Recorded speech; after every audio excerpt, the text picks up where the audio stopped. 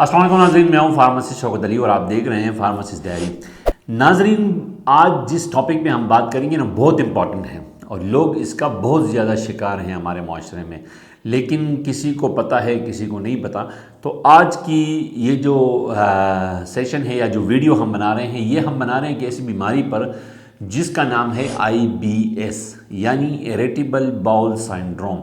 आज की वीडियो में हम ये जानने की कोशिश करेंगे कि असल में ये बीमारी है क्या और इसकी अलामात क्या हैं, इसकी तशख़ीस क्या होनी है और इसकी ट्रीटमेंट क्या है। तो चलिए शुरू करते हैं।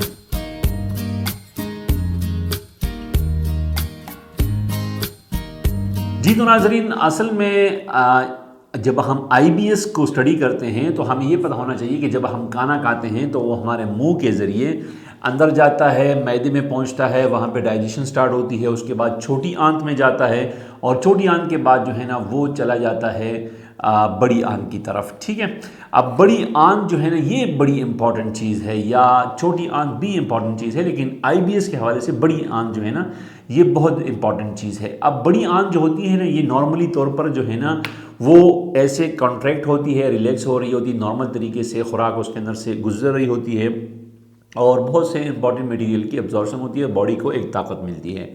लेकिन जब ये कंट्रैक्शन और रिलैक्सेशन जो है ना जब बहुत ज़्यादा हो, जिसे मास मोमेंट बोलते हैं, तो उस केस में जो है ना फिर वो बहुत दो तीन बार जो है ना वो पूरे दिन में होती है और जिसकी वजह से हमारा पखाना जो है ना वो बॉडी से बाहर जाता है।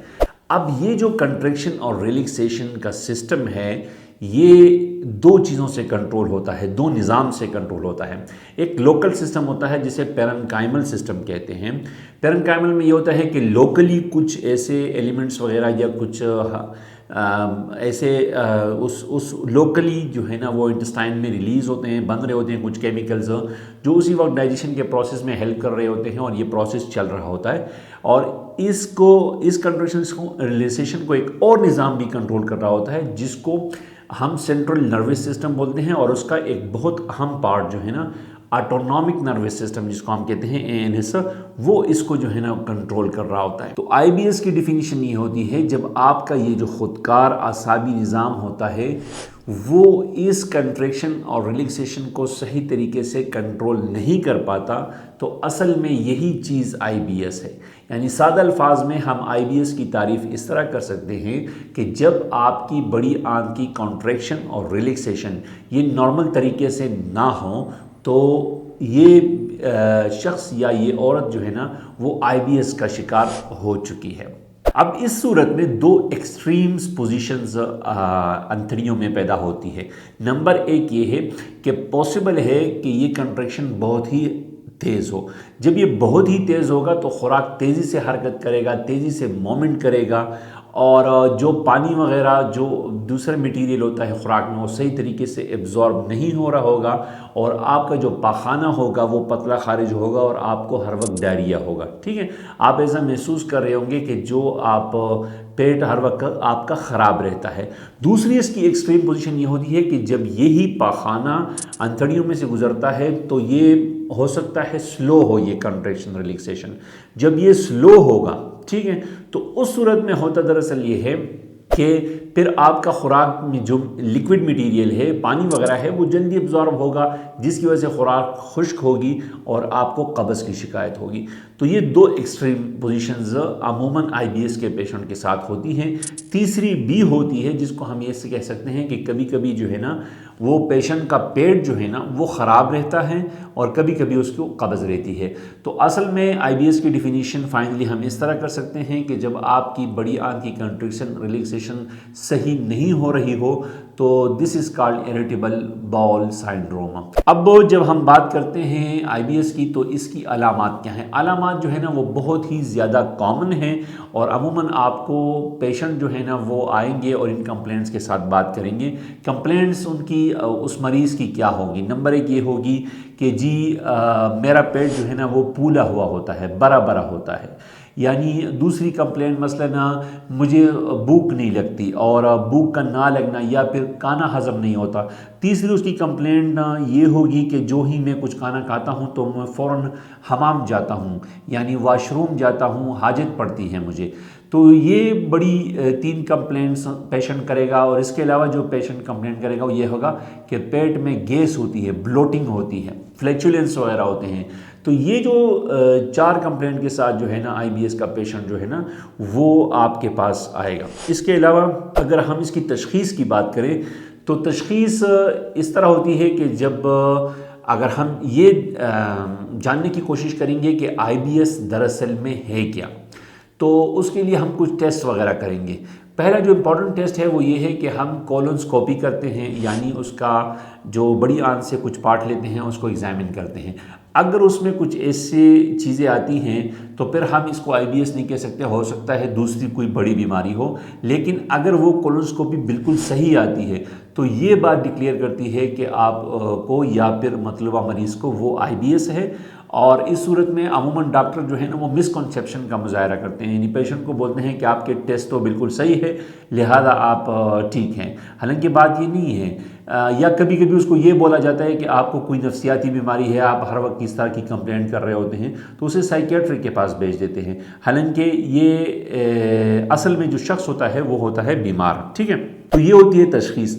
अब फाइनली हम आते हैं कि IBS का इलाज क्या करना है। ठीक है, तो ये मैं 2-3 अप्रोचेज़ हैं इस पे बात करूँगा। अगर आप उस तरीके से ज़िंदगी गुजारेंगे तो आपका जो IBS है वो सही तरीके से जो है ना वो ट्रीट हो जाएगा।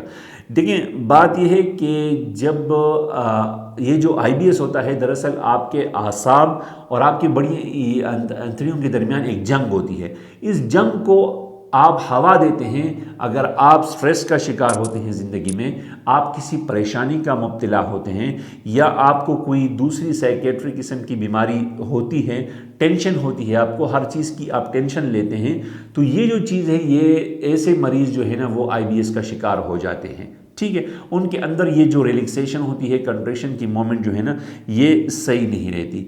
तो ऐसे आदमी के लिए तो इसके लिए हमें ये करना होगा कि जिन पेशेंट्स को IBS होगा हम उनको मशवरा देंगे कि आप स्ट्रेस से, एंग्जाइटी से, परेशानियों से दूर रहें और थोड़ी सी खुश ज़िंदगी गुजारें। दूसरी यहाँ पर अप्रोच हम ये करेंगे कि इस बीमारी को जो है ना इलाज की आप बात करें, दूसरा जो है ना कि इसको आपने सर पे नहीं चढ़ाना।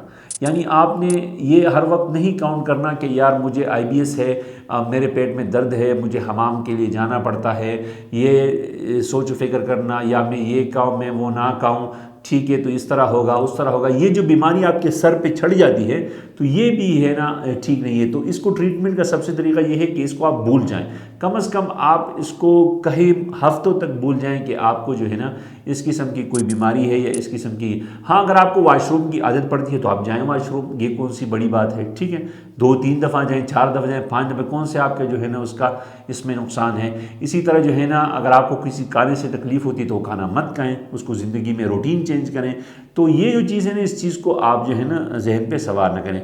तीसरा जो बड़ी अप्रोच है IBS को ट्रीट करने की वो ये है कि आप जो है ना बार बार खाना मत खाएं। ठीक है, गैर ज़रूरी तौर पर जो है ना बेवक्त खाने मत खाएं, क्योंकि ये एक ऐसी चीज़ है जिसकी वजह से जो है ना फ़ौरन जो है ना वो दिमाग तक इंफॉर्मेशन जाती है। ठीक है, और आप जो है ना वो बड़ी आंत में कॉन्ट्रैक्शन रिलैक्सेशन होती है जिसकी वजह से आपको जो है ना वाशरूम की ज़रूरत हो वगैरह इस तरह के मसाइल में आप मुब्तला हो जाते हैं। इसके अलावा जो है ना कोशिश करें कि आप जो है ना वो सब्ज़ियाँ खाएँ। ठीक है, ऑर्गेनिक फूड खाएँ, फल खाएँ, सलाद खाएँ और कोशिश करें कि आप जो है ना ये एनिमल ओरिएंटेड फूड जो होते हैं, ये जो फ्राइड चीज़ें होती हैं, ग्रिल फूड होते हैं, इससे आप जो है ना थोड़ा सा इसको अवॉइड करें तो इससे भी काफ़ी अफाका होगा।